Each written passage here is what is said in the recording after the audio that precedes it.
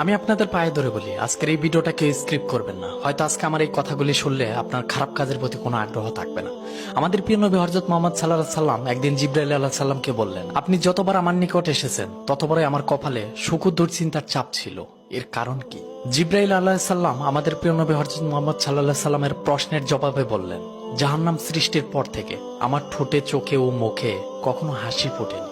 জাহান্নাম কেমন হবে? জাহান্নামের গভীরতা এমন হবে যে এর মুখ থেকে একটি পাথর ফেলে দিলে জাহান্নামের তলদেশে পৌঁছাতে ৭০ বছর সময় লাগবে। বিচারের দিন জাহান্নামকে ৭০,০০০ শিকল দ্বারা টেনে আনা হবে, যার প্রত্যেক শিকল ৭০,০০০ ফেরেশতা বহন করবে। জাহান্নামে চাঁদ এবং সূর্যকে নিক্ষেপ করা হবে, আর তা জাহান্নামের অবনীলায় হারিয়ে যাবে। আর জাহান্নামবাসীদের শরীরের চামড়া ১২৬ ফুট পুরু করে দেওয়া হবে, যাতে আযাব অত্যন্ত ভয়াবহ কঠিন হয়। তাদের শরীরে থাকবে আরো তিল, যাদের এক একটি উহুদ পাহাড়ের সমান।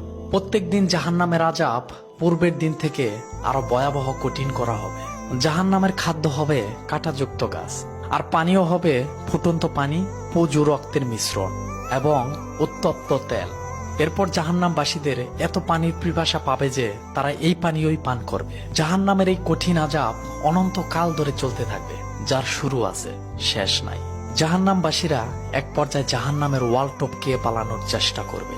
তাদেরকে লোহার হাতুড়ি দিয়ে আঘাত করে পুনরায় জাহান্নামে ফেলে দেওয়া হবে। এজন্য আমাদের সকল ভাই বোনদেরকে বলি, আমরা দিনের পথে চলি, ইসলাম মেনে চলি।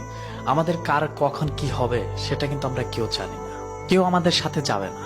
আমাদের হিসাব আমাদেরকেই দিতে হবে। দুনিয়াটা দোকা ও লালসাময়।